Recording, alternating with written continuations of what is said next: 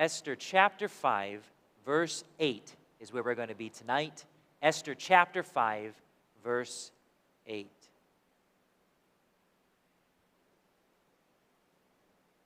I've mentioned this before, but I want to ingrain it in you. The name of God is not mentioned a single place in the entire book of Esther.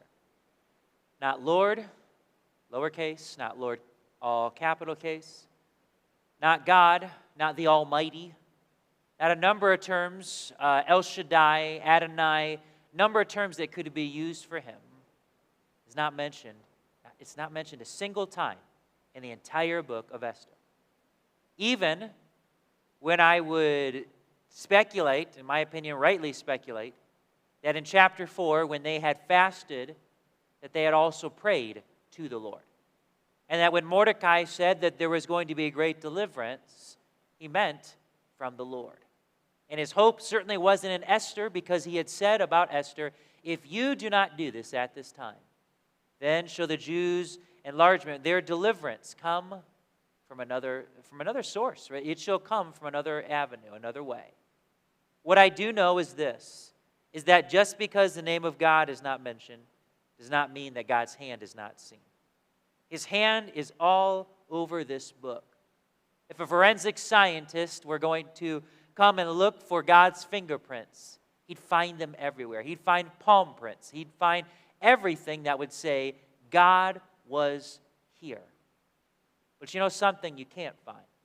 Is if you and I would just pretend for just a moment that we're actually human beings, far from perfect, just like Esther and Mordecai. And that if we were in their shoes going through the same instances, that we would not know what God is doing. We can look back and see God's fingerprints and praise the Lord for what he has done. But during that time, we cannot see, but we can know. We have these things written. They were written aforetime for our learning. That as the bulletin had said this morning, which was mentioned directly from the Scripture, for whatsoever things were written aforetime were written for our learning, that we through patience and comfort of the Scriptures might have hope. This was given not just to be a nice story to go to bed by, but so that we might apply it to our life. So that I can't say that, and I sure hope, that no person, no lady in here would ever go through what Esther went through. But what I would say is this, is that we can trust in the same character of God that was evident in Esther's, in Mordecai's life, and in the Jews' life at that day, is still working and just as much living today. As we remember from before, the king's decision and the kingdom's laws were both without God at the beginning of this story. The king made a rash decision, a decision influenced by alcohol. The kingdom's laws were written without the sin nature of man taken into effect. A girl whom God physically saved and raised up was going to be used according to his plan. Two things were not known. The queen's heritage was not known at this time. And a plot to kill the king was not known to the king at that time. He did not know, he didn't realize maybe it was Mordecai the Jew that had saved him at that time. But God allowed an enemy of the Jews, even designed an enemy of the Jews, I would even say raised up this enemy of the Jews for this time. See, I thought he raised up Esther, but I'm going from Exodus chapter 9, verse 16, where God said of Pharaoh, that ungodly man, for this cause have I raised thee up. God was showing his power to all. So I believe God rose up, and I base that in Exodus 9:16. He is the one that raised up Mordecai, even though it was through an ungodly reason. Haman. Even though it was through an ungodly reason that the king would promote Haman, for he was certainly an ungodly man. Then God used a law of destruction, where God had allowed the king, even positioned it so that the king would wrongly sign a law into effect, that would destroy all the Jews. It was a law of condemnation, a law of destruction. that law could not be changed, but God would use that to bring victory to the Jews. The law wouldn't be changed, but it would be, overturned would be the wrong word, but I would say given victory through another means. God used the humility of Esther, Mordecai, and the Jews to give Esther boldness to go in front of the king. And last week, we dealt with the fact that the Lord had worked through Esther, what I would say is the Lord working. That Esther would not reveal the plot against her and her people. When she went into the king that first time, she said, just come to the banquet. When she went into the king the second time, she said, would you and Haman just come to one more banquet? And tomorrow, I will tell you, I will give you what is on my heart. So what did that mean for Esther to wait just one day? Just one day. Because she waited one day to tell the king, let me tell you what happened. Because of that, gallows were made 50 cubits high. Gallows were made to hang her beloved Mordecai, who was just as a beloved father to her, because she waited. Also because of that, Haman would go to the king early in the morning to ask the king to hang Haman, or to hang Mordecai on those gallows. But there's more to the story than that. What I do say is this, is that even though as we go through this, it looks like, again, that things are going from bad to worse, because Esther waited just one more day, God would still show himself strong. And you would not know that during the time. Just like the disciples did not know that during the storm. But after that storm said, what manner of man is this? The name of God is not mentioned, and because of that, I can say no worry is mentioned on God's part. And because of that, I say, if God is not spoken, then God is not spoken. We don't know what he's doing until God speaks. Follow along as I read Esther chapter 5, verse 8, and I'll continue on after that. Esther 5:8 says this, if I have found favor in the sight of the king, and if it please the king to grant my petition and to perform my request, let the king and Haman come to the banquet that I shall prepare for them, and I will do tomorrow as the king hath said. Then went Haman forth that day joyful and with a glad heart. But when Haman saw Mordecai in the king's gate, that he stood not up nor moved from him, he was full of indignation against Mordecai. Nevertheless, Haman refrained himself, and when he came home, he sent and called for his friends and Zeresh his wife. And Haman told them of the glory of his riches and the multitude of his children, and all things wherein the king had promoted him, and how he had advanced him above the princes and servants of the king. Haman said, moreover, yea, Esther the queen did let no man come in with the king unto the banquet that she had prepared but myself. And tomorrow am I invited unto her also with the king. Yet all this availeth me nothing, so long as I see Mordecai, the Jew, sitting at the king's gate. Then said Zeresh his wife, it would be terrible if Esther would be his wife. Then said Zeresh his wife, and all his friends unto him, let a gallows be made of 50 cubits high. And tomorrow speak thou unto the king, that Mordecai may be hanged thereon. Then go thou in merrily with the king into the banquet. And the thing pleased Haman, and he caused the gallows to be made. And then if I could insert a word here between chapter 5 and 6, this is not by inspiration of God, but I want to say this, but it's not over yet. Chapter 6, verse 1, on that night could not the king sleep, and he commanded to bring the book of the records of the Chronicles. And they were read before the king. And it was found written that Mordecai had told of Bigthana and Teresh, two of the king's chamberlains, the keepers of the door, who sought to lay hand on the king Ahasuerus. And the king said, what honor and dignity hath been done to Mordecai for this? Then said the king's servants that ministered unto him, there is nothing done for him. And the king said, who is in the court? Now Haman was come into the outward court of the king's house to speak unto the king, to hang Mordecai on the gallows that he had prepared for him. And the king's servant said unto him, Behold, Haman standeth in the court. And the king said, Let him come in. So Haman came in. And the king said unto him, What shall be done unto the man whom the king delighteth to honor? Now Haman thought in his heart, To whom would the king delight to do honor more than to myself? And Haman answered the king, For the man whom the king delighteth to honor, let the royal apparel be brought, which the king useth to wear, and the horse that the king rideth upon, and the crown royal which is set upon his head.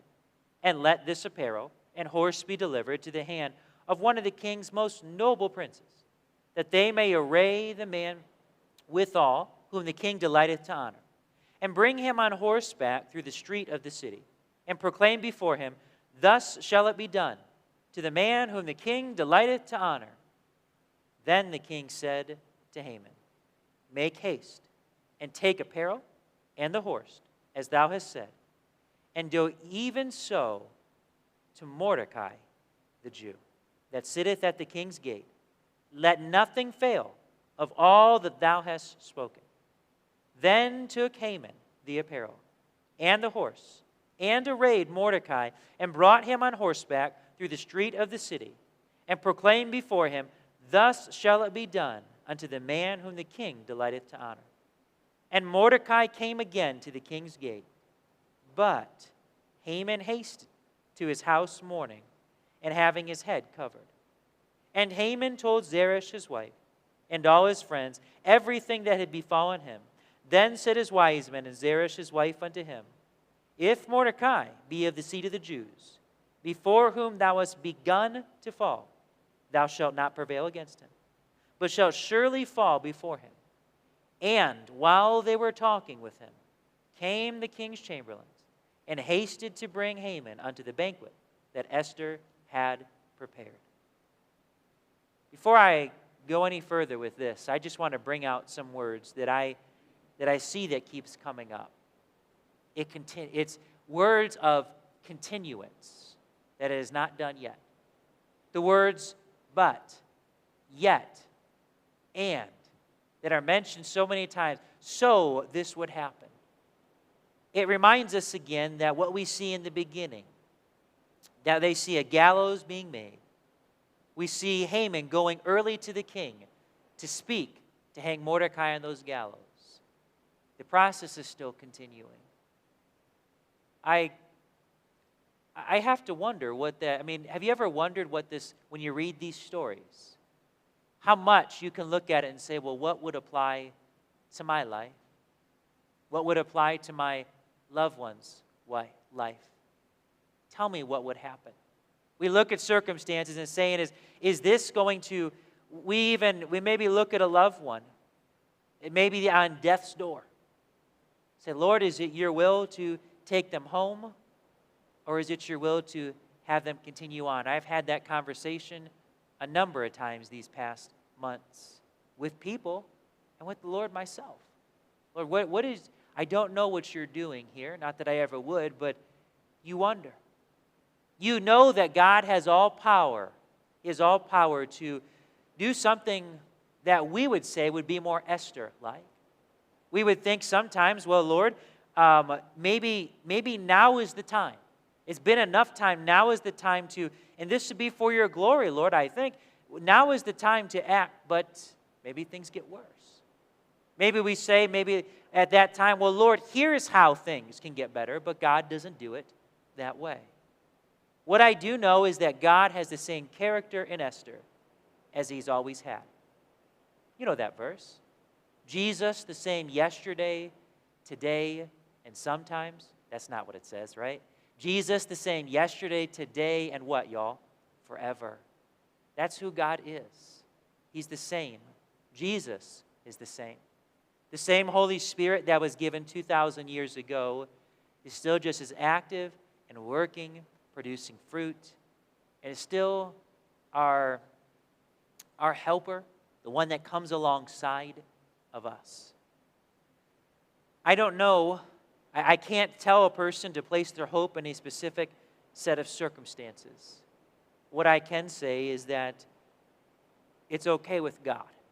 And if everything is okay with God, then everything is okay. Whether it's okay with us or not. That if God is still on the throne and He still lives, that's a reason, that's a cause for rejoicing. That's a cause for peace. That's a cause for contentment. Because God is still on the throne. I can't guarantee circumstances, but on the authority of the Word of God, God Himself is His own guarantee. He never, never, ever fails. The king would say here to Haman, let nothing fail of what you have said. I want you to say on a higher level, God lets nothing fail of His own character and what He knows is best. Let's look, if you would, let's go back to chapter 5 here in just a moment. Chapter 5, verse 13, it says this.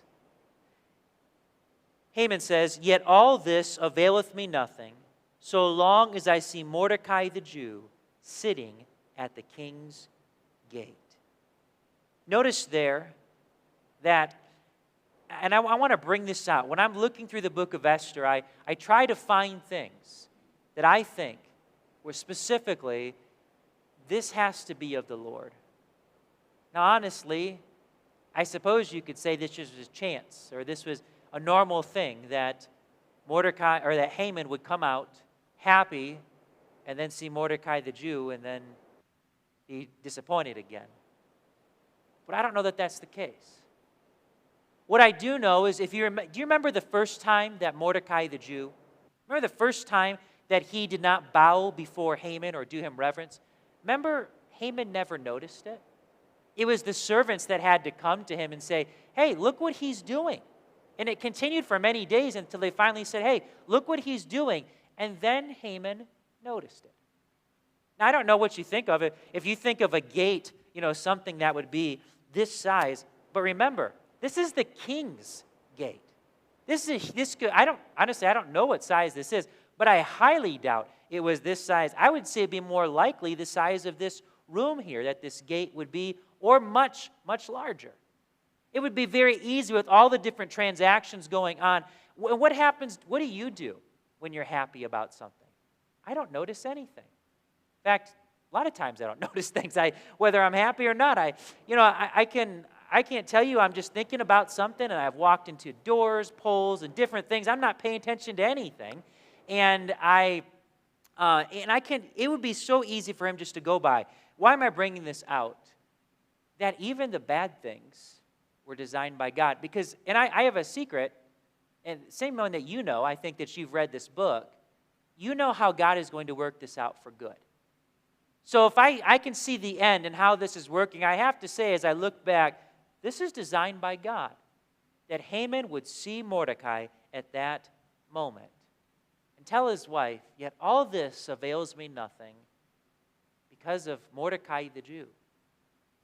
Now, God is even going to use ungodly counsel. Does God use ungodly counsel? Absolutely, He certainly does. But as you see over and over in the book of Esther, just because God is sovereign doesn't mean our choices don't make a difference. God is going to use ungodly counsel, but because Haman listened to it, it would cause his downfall. There's always consequence. You say, well, because God is sovereign, because God is going to still, His will is still going to be done, we can't ever say our choices don't matter. I tell you what, there's someone that you're going to meet in heaven someday that would tell you our choices matter.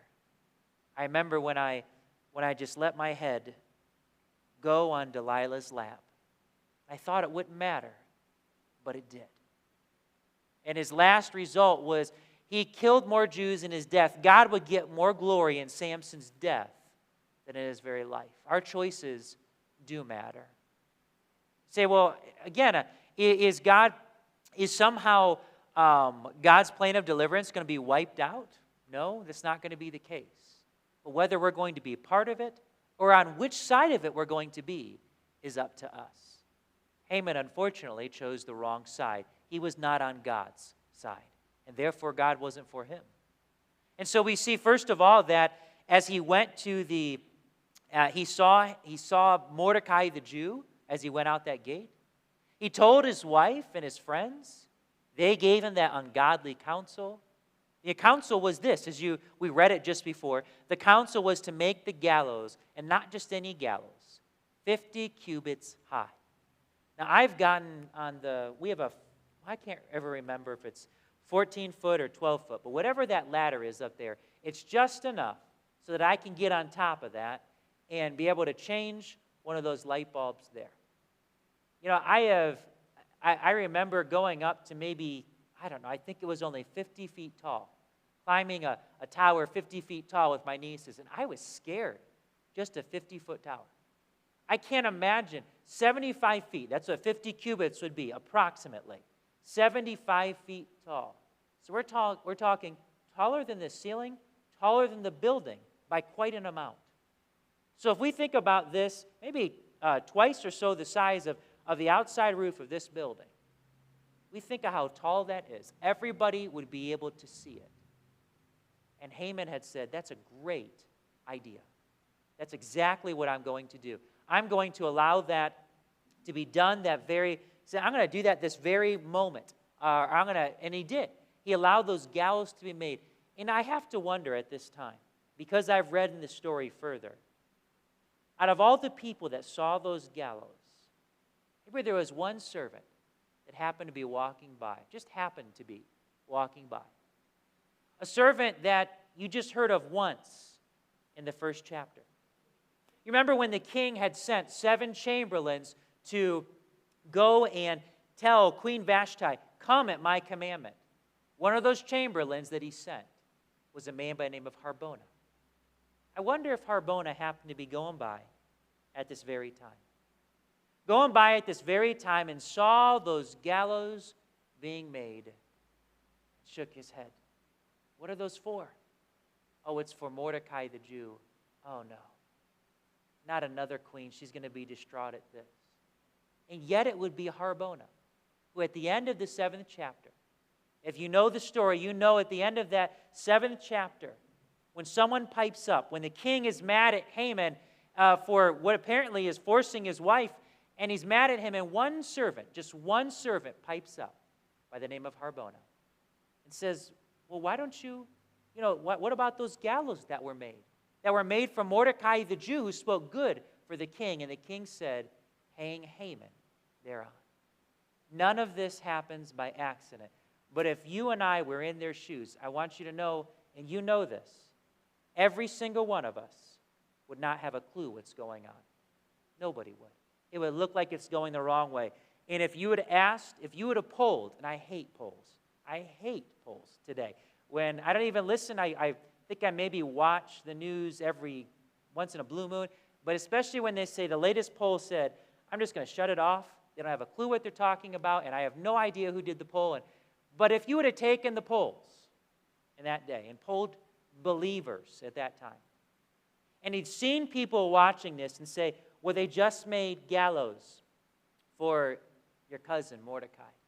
They just made gallows for him. And if you could just say, and if everyone had known and seeing what's going on, and they see Haman going in to talk to the king, you'd have polled the people, and you may have got 100%. And I hate to say that about us, but maybe 100% of us would have said, Esther's decision was wrong to wait. She was wrong. She should have said something to the king before. But like everything, we're not God. We can see more than other people at times, but we can never see what God sees. And I love that about this story, that if we would just be honest and say that we're human just like they are, we'd say, I wouldn't know. But just because we don't know, it doesn't mean God doesn't know. And I like how it says at chapter 6, verse 1. Look at that first phrase. On that night could not the king sleep. So if you ask the question, why is it that Esther did not tell the king? Why is it that Esther did not tell the king just that very day, just hours before, what that plot was against the Jews? I don't know that she could have told you. I don't know that she could have given you a succinct reason. And there are people that are very good at giving logical reasons, but still it may not be right. But they can give good reasons in a lawyer's argument. I can give a lawyer's argument on why I'm doing something. Doesn't mean it's right or wrong, but it's easy to give a reasoning for it. Esther may not have been able to. But here's what I know, is that God had a reason.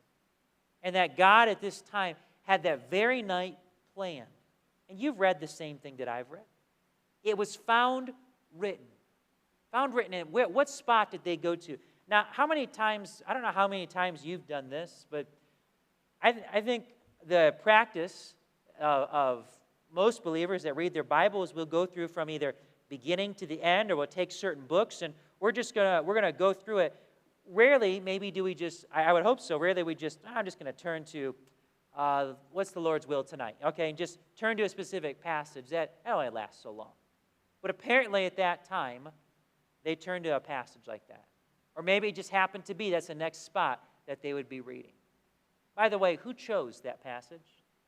My guess would be, we don't even have that person's name, but just another servant. Some person that chose, I'm going to read from here. Why did he choose there? I don't think that he knew it because there was gallows being made for Mordecai, but it could have been. What I do know is this, is that God chose it for that time. It was found written at that very spot, verse 2, and it was found written that Mordecai had told, chapter 6, verse 2, and it was found written that Mordecai had told of Bigthana and Teresh, two of the king's chamberlains, the keepers of the door, who sought to lay hand on the king Ahasuerus. Now, look at two more servants that God used. Two chamberlains that, did God use them? Yes. But it caused consequences for their own life because they were on the wrong side of God's plan. God would use these people to give Mordecai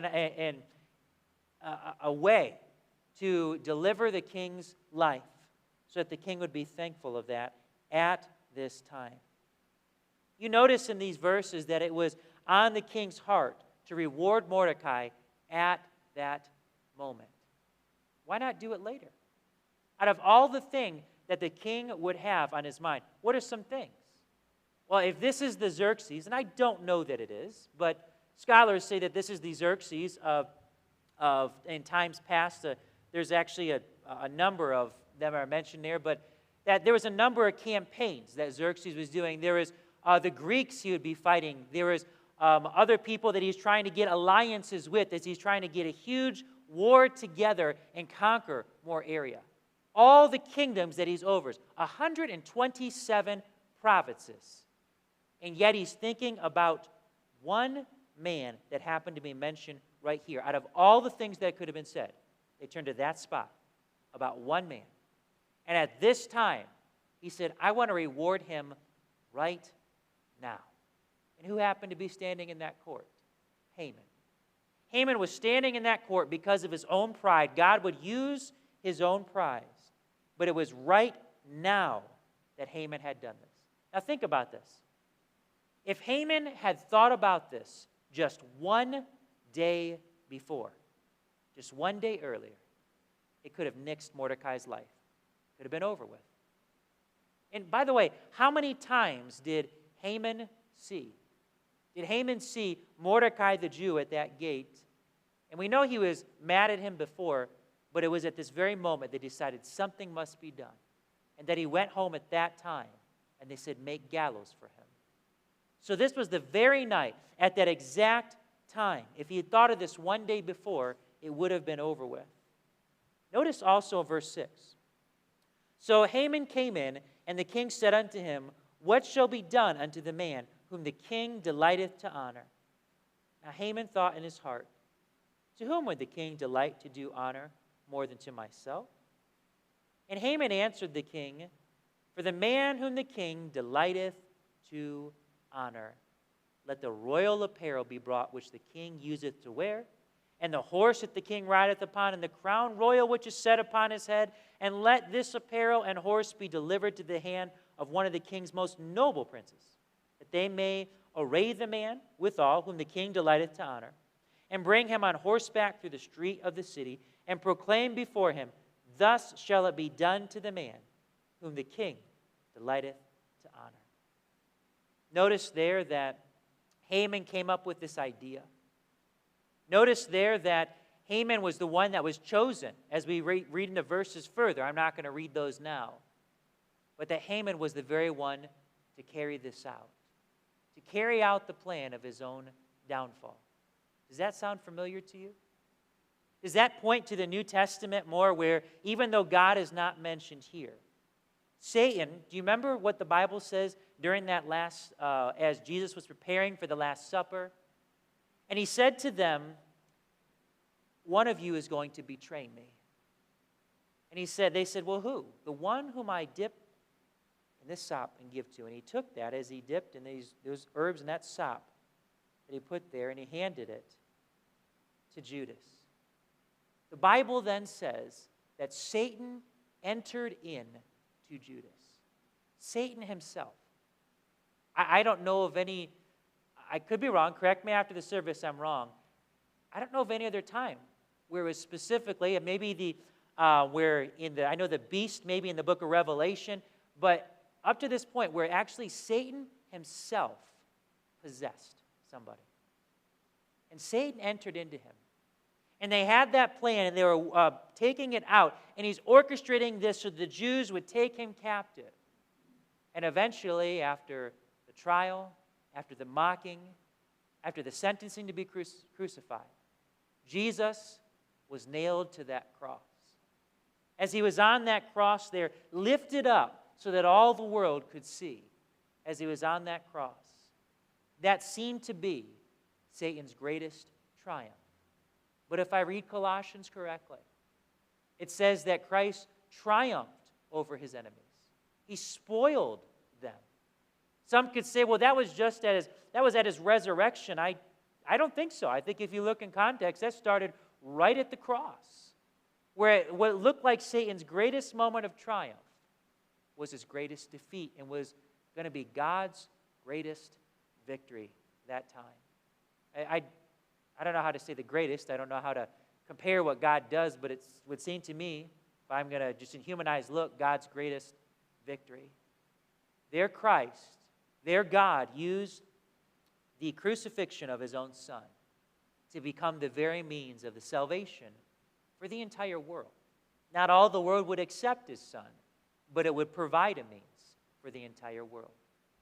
So here we see Haman providing the very means of his own destruction. And by the way, what was defeated there? A nail was put in the coffin of death, if you would. Satan was defeated, and we know that the last enemy would be destroyed is death. We also know that Satan himself will be defeated. But it started there at that cross. And I think about this in this time in the book of Esther, all this leading up to a point. We would maybe say the climax was chapter 7, but it would not finish at that time, where Esther would go into the king. In fact, let's read it there. Look at chapter 7. I don't think we went into that yet. Chapter 7, verse 1 says this: So the king and Haman came to banquet with Esther the queen. And the king said again unto Esther on the second day at the banquet of wine, What is thy petition, Queen Esther? And it shall be granted thee. And what is thy request? And it shall be performed even to the half of the kingdom. Let me just remind everybody. You may have heard that phrase, but remember, this was done by King Herod in the New Testament and by the king, only to Esther. No record he ever said that to Haman, but he's saying it to Esther. I don't think that's by chance. Verse 3. Then Esther the queen answered and said, If I have found favor in thy sight, O king, and if it please the king, let my life be given me at my petition, and my people at my request. For we are sold, I and my people, to be destroyed, to be slain, and to perish. But if we had been sold for bondmen and bondwomen, I had held my tongue, although the enemy could not countervail the king's damage. Then the king Ahasuerus answered and said unto Esther the queen, Who is he and where is he that durst presume in his heart to do so? Listen to this boldness in verse 6. And Esther said, The adversary and enemy is this wicked Haman. Then was Haman afraid before the king, listen to that phrase, and the queen. Now imagine this.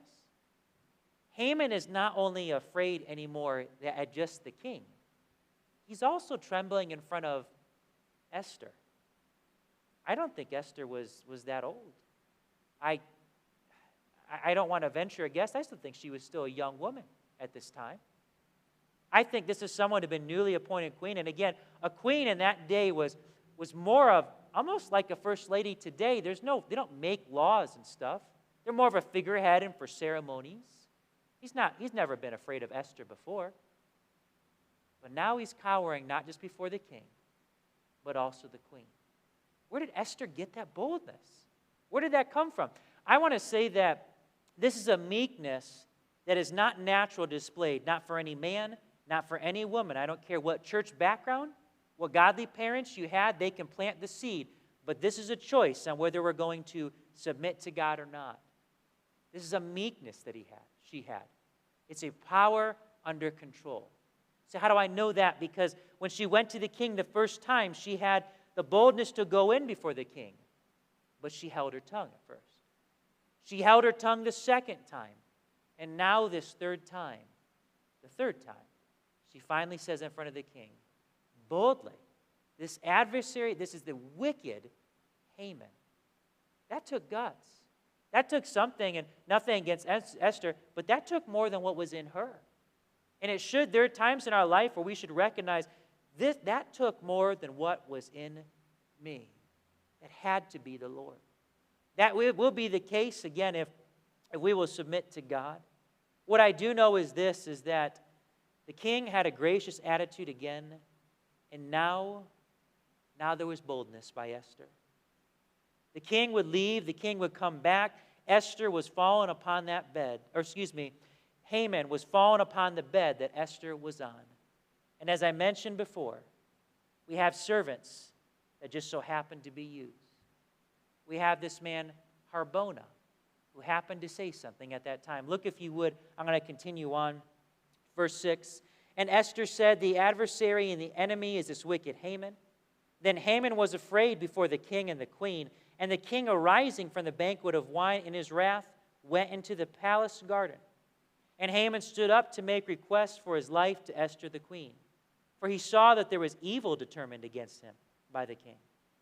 Then the king returned out of the palace garden into the place of the banquet of wine, and Haman was fallen upon the bed whereon Esther was. Then said the king, will he force the queen also before me in the house?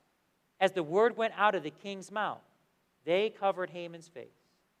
And Harbona, one of the chamberlains, said before the king, behold also the gallows 50 cubits high, which Haman had made for Mordecai, who had spoken good for the king. It standeth in the house of Haman. Then the king said, hang him thereon. So they hanged Haman on the gallows that he had prepared for Mordecai. Then was the king's wrath pacified. One servant was used here. Whose position was more important at that time? Whose position was more important?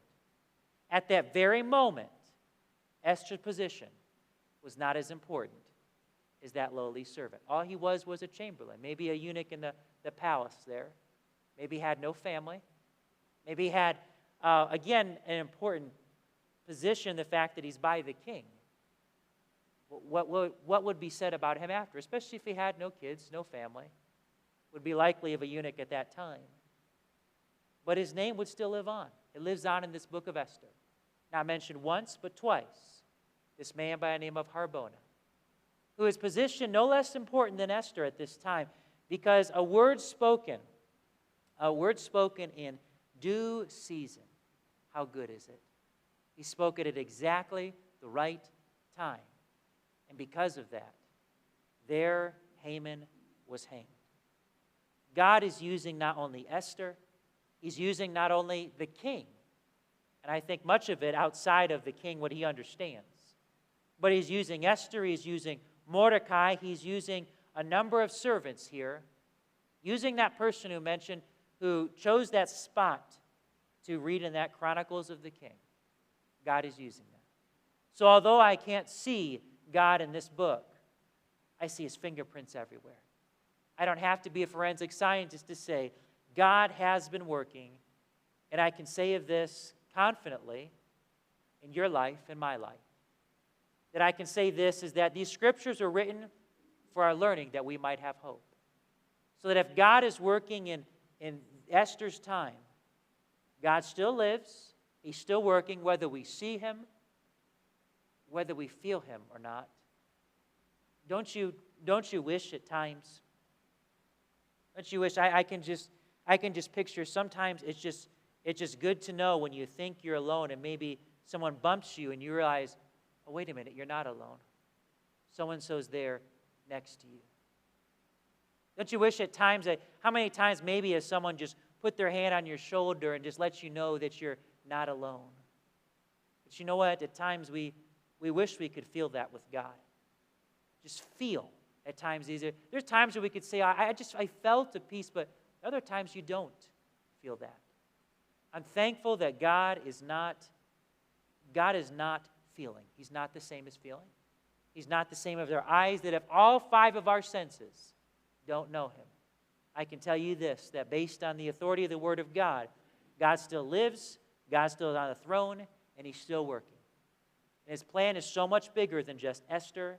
His plan is bigger than just you. His plan involves more than that. Are we going to get on board in his plan and get on board joyfully, knowing that he's in control, that he lives? Let's have a word of prayer, then we'll have our final song of invitation.